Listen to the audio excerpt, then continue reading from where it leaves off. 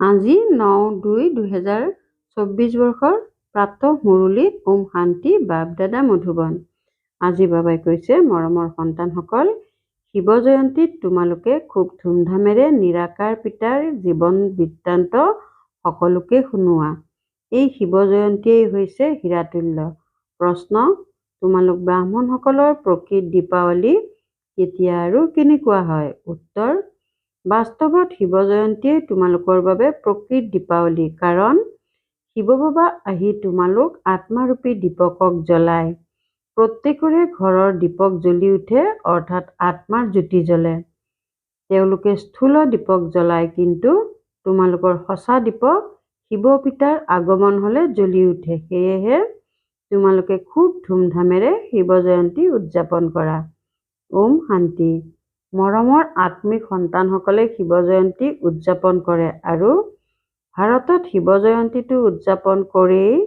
জয়ন্তী এজনৰেই উদযাপন কৰা হয়, তেওঁকে আকৌ সৰ্বব্যাপী বুলি কৈ দিয়ে। এতিয়া সকলোৰেতো জয়ন্তী হ'ব নোৱাৰে। জয়ন্তী কেতিয়া উদযাপন কৰা হয়? যেতিয়া গৰ্ভৰ পৰা বাহিৰলৈ আহে। শিৱ জয়ন্তীটো নিশ্চয় উদযাপন কৰে। আৰ্য সমাজেও উদযাপন কৰে।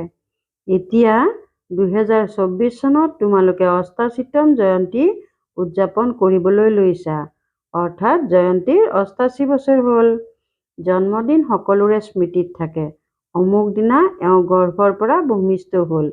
এতিয়া তোমালোকে শিৱ বাবাৰ 83তম জন্ম জয়ন্তী উদযাপন কৰিবলৈ লৈছা। তেওঁতো নিৰাকাৰ, তেওঁৰ জয়ন্তী কেনেকৈ হ'ব পাৰে? ইমান ডাঙৰ ডাঙৰ ব্যক্তিলৈ নিমন্ত্ৰণী পত্ৰ পঠিওৱা হয়। কাৰোবাকতো তেওঁলোকে সোধা উচিত, জয়ন্তী কেনেদৰে উদযাপন কৰে? তেওঁ কেতিয়া আৰু কেনেকৈ জন্ম ল'লে? পুনৰ তেওঁৰ শৰীৰৰ নাম কি ৰখা হ'ল? কিন্তু এনেকুৱা পাথৰ বুদ্ধি যে কেতিয়াও নুসুধে। তোমালোকে তেওঁলোকক ক'ব পাৰা, তেওঁ নিৰাকাৰ, তেওঁৰ নাম শিৱ। তোমালোক শালগ্ৰাম, সন্তান হোৱা। জানা যে এই শৰীৰত শালগ্ৰাম আছে। শৰীৰেৰে নাম দিয়া হয়। তেওঁ হ'ল পৰমাত্মা শিৱ। এতিয়া তোমালোকে কিমান ধুমধামেৰে অনুষ্ঠান পাতা। দিনে প্ৰতিদিনে তোমালোকে ধুমধামেৰে বুজাই আছা যে যেতিয়া শিৱ বাবাই ব্ৰহ্মাৰ শৰীৰত প্ৰৱেশ কৰে, সেয়াই তেওঁৰ জয়ন্তী বুলি কোৱা হয়। তেওঁৰ তিথি তাৰিখ একো নাই। কয়, মই সাধাৰণ শৰীৰত প্ৰৱেশ কৰোঁ। কিন্তু কেতিয়া, কোনটো সময়ত সেইটো নুশুনাও। তিথি তাৰিখ দিন আদি ক'লেহে ক'ব পৰা যাব যে অমুক তাৰিখ। এওঁতো জন্ম পত্ৰিকা আদি নাই। বাস্তৱত জন্ম পত্ৰিকাটো এওঁৰেই সকলোতকৈ উচ্চ। কৰ্তব্যও এওঁৰ সকলোতকৈ উচ্চ। কোৱা হয়, হে প্ৰভু, তোমাৰ লীলা অপৰম্পাৰ। গতিকে নিশ্চয় কিবা কৰিছিল। মহিমাটো বহুতৰে গায়ন কৰা হয়। নেহেৰু, গান্ধী আদি সকলোৰে মহিমা কৰা হয়। এওঁৰ মহিমাৰ বিষয়ে সকলো অজ্ঞ। তোমালোকে বুজোৱা যে তেওঁ জ্ঞানৰ সাগৰ, শান্তিৰ সাগৰ। তেওঁতো এজনেই নহয় জানো? তেন্তে আকৌ তেওঁক সৰ্বব্যাপী বুলি কেনেকৈ ক'ব পাৰি? কিন্তু একোৱেই বুজি নাপায়। আৰু তোমালোকে উদযাপন কৰিলেও আনে সোধাৰ সাহসো কৰিব নোৱাৰে।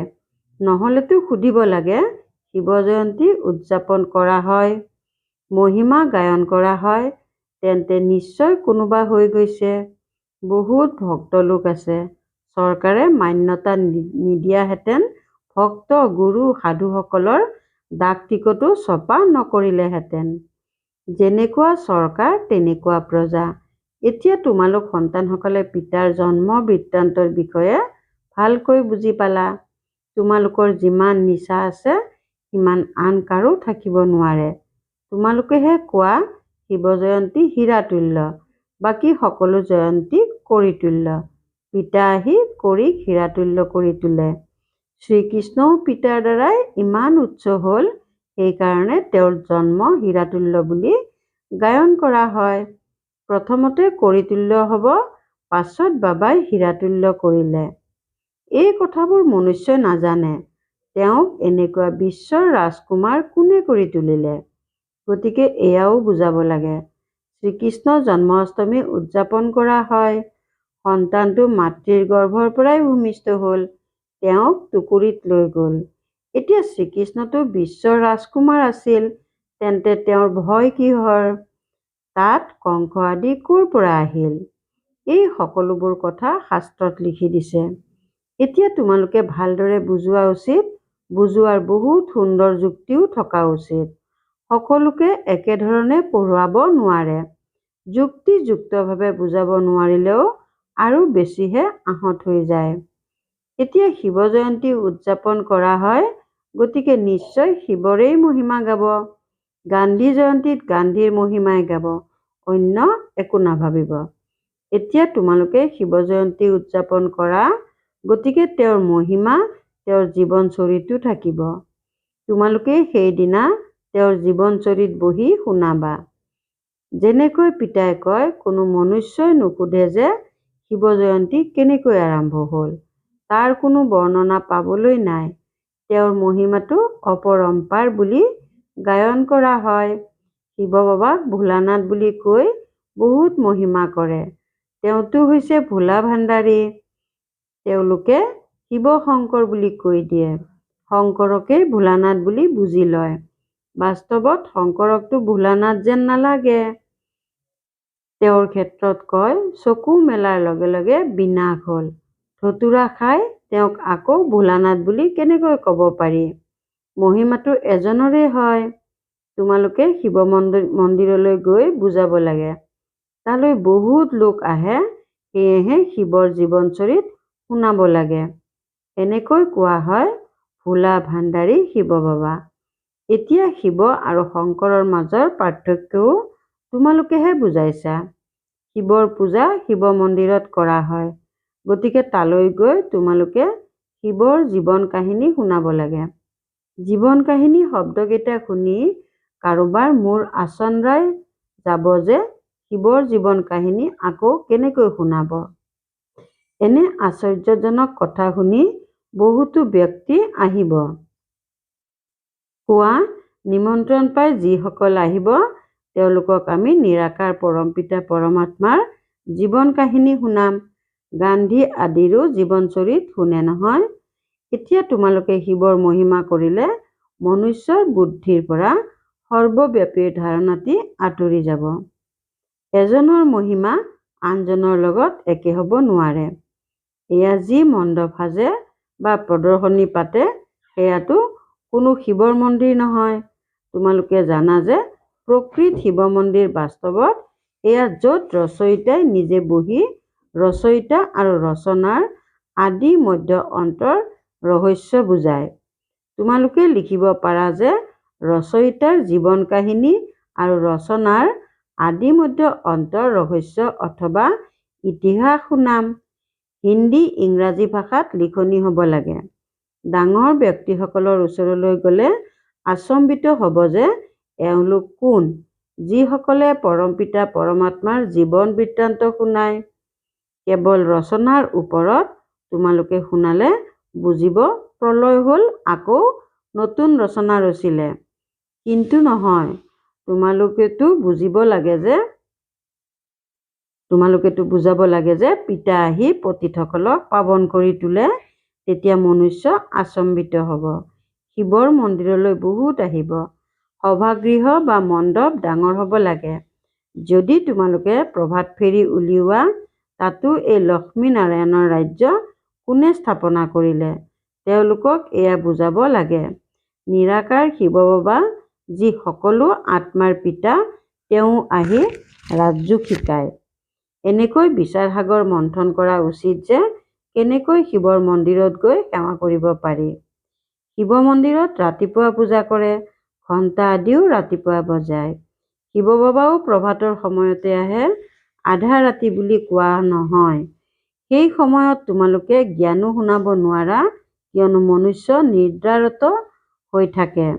ৰাতি তথাপিও মনুষ্যৰ আজৰি থাকে, চাকি আদিও জ্বলি থাকে, ভালকৈ পোহৰ কৰিব লাগে।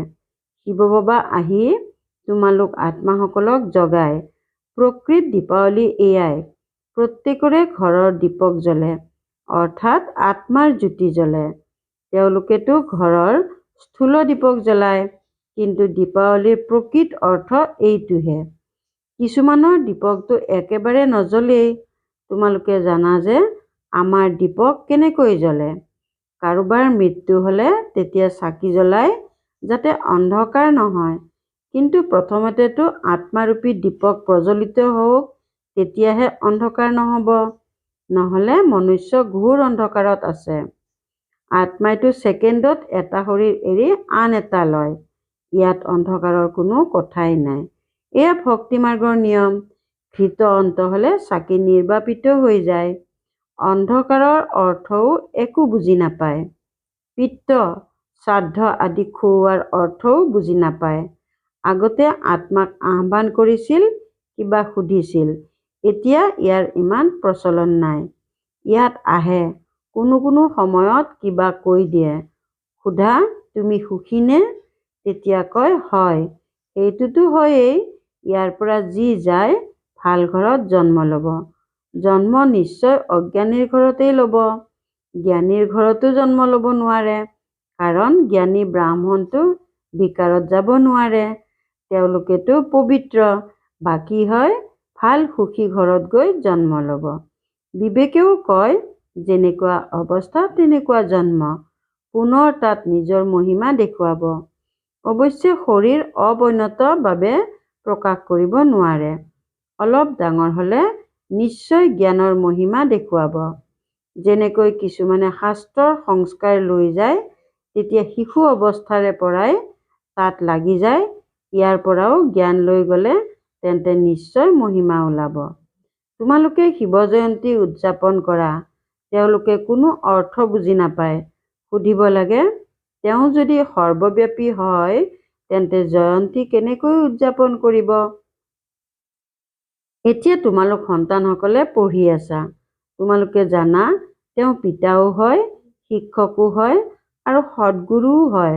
বাবাই বুজায়, সি সকলেও কয় সৎ শ্ৰী অকাল। এতিয়া বাস্তৱত সকলো আত্মাই অকালমূৰ্ত, কিন্তু এটা শৰীৰ এৰি আন এটা লয়। সেইবাবে জন্ম মৃত্যু বুলি কোৱা হয়। আত্মাটো সেইটোৱে হয়। আত্মাই 84 জন্ম লয়। কল্প যেতিয়া পূৰা হয়, তেতিয়া নিজে আহি নিজৰ পৰিচয় দিয়ে, মই কোন, মই কেনেকৈ এওঁৰ শৰীৰত প্ৰৱেশ কৰোঁ, যাৰ দ্বাৰা তোমালোকে নিজে বুজি পোৱা। প্ৰথমতে বুজা নাছিলা। হয়, পৰমাত্মাৰ প্ৰৱেশতা হয়, কিন্তু কেনেকৈ, কেতিয়া হ'ল সেয়া জানো বুজি পাইছিলা? দিনে প্ৰতিদিনে তোমালোকৰ বুদ্ধিত এই কথাবোৰ আহি থাকে। নতুন নতুন কথা তোমালোকে শুনি থাকা। আগতে জানো দুজন পিতাৰ ৰহস্য বুজোৱা হৈছিল?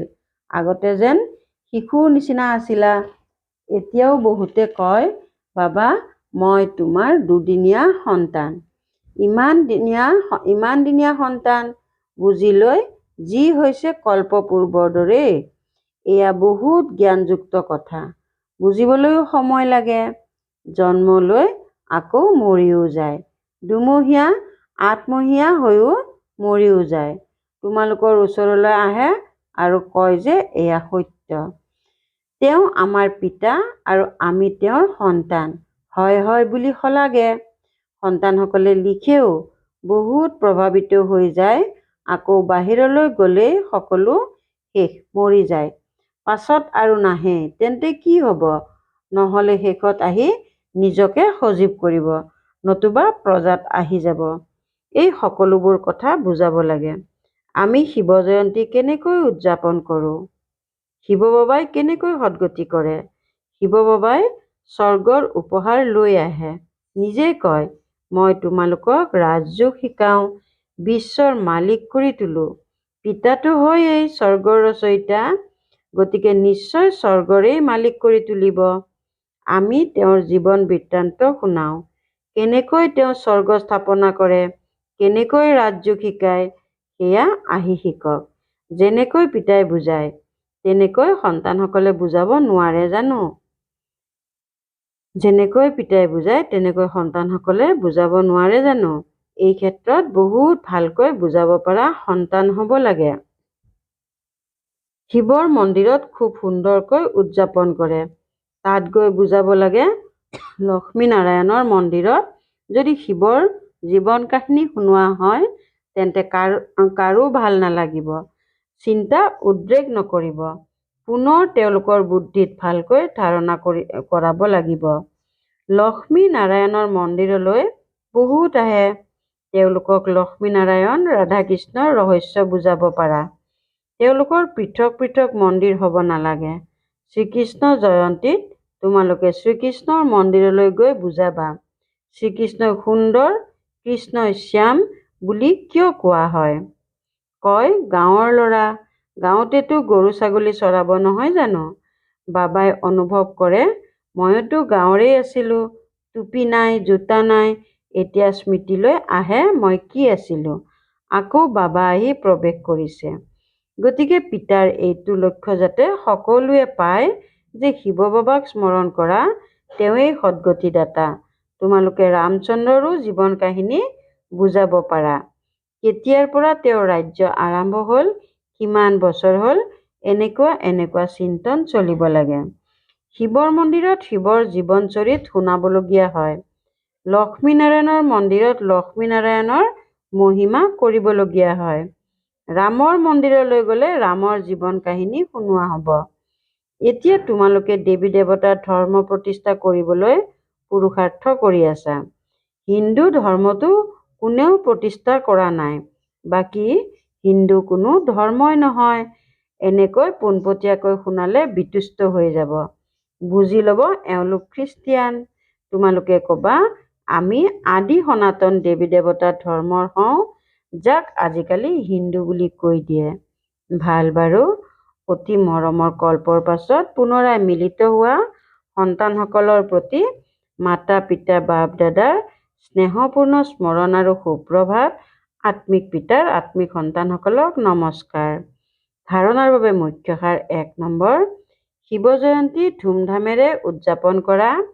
শিৱ বাবাৰ মন্দিৰত শিৱৰ আৰু লক্ষ্মীনাৰায়ণৰ মন্দিৰত লক্ষ্মীনাৰায়ণ অথবা ৰাধাকৃষ্ণৰ জীৱন বৃত্তান্ত শুনোৱা, সকলোকে যুক্তিযুক্তভাৱে বুজোৱা। 2 নম্বৰ, অজ্ঞান অন্ধকাৰৰ পৰা পৰিত্ৰাণ পাবৰ বাবে আত্মাৰূপী দীপকক জ্ঞান ঘৃতেৰে সদায় প্ৰজ্বলিত কৰি ৰাখিব লাগে। আনকো অজ্ঞান অন্ধকাৰৰ পৰা মুক্ত কৰিব লাগে। বৰদান, সকলো সম্পদেৰে সম্পন্ন হৈ নিৰন্তৰ সেৱা কৰোঁতা অক্ষয় অখণ্ড মহাদানী হোৱা। সকলো সম্পদেৰে সম্পন্ন হৈ নিৰন্তৰ সেৱা কৰোঁতা অক্ষয় অখণ্ড মহাদানী হোৱা। বাপ দাদাই সংগম যুগত সকলো সন্তানক অটল অখণ্ড হোৱাৰ বৰদান দিছে। যিসকলে এই বৰদান জীৱনত ধাৰণ কৰি অখণ্ড মহাদানী অৰ্থাৎ নিৰন্তৰ সহজ সেৱাধাৰী হয়, তেওঁলোক 1ম নম্বৰৰ হৈ যায়। দাপৰৰ পৰা ভক্ত আত্মাসকলো দানী হৈ যায়, কিন্তু অক্ষয় সম্পদৰ দানী হ'ব নোৱাৰে। বিনাশী সম্পদ বা বস্তুৰ দানী হয়। কিন্তু তোমালোক সকলো সম্পদেৰে সম্পন্ন দাতাৰ সন্তানে 1 ছেকেণ্ডো দান নিদিয়াকৈ থাকিব নোৱাৰা। শ্লোগান, ভিতৰৰ পৰিষ্কাৰ পৰিচ্ছন্নতা প্ৰত্যক্ষ তেতিয়া হয় যেতিয়া স্বভাৱত সৰলতা থাকে। ভিতৰৰ পৰিষ্কাৰ পৰিচ্ছন্নতা প্ৰত্যক্ষ তেতিয়া হয় যেতিয়া স্বভাৱত সৰলতা থাকে। ওম শান্তি।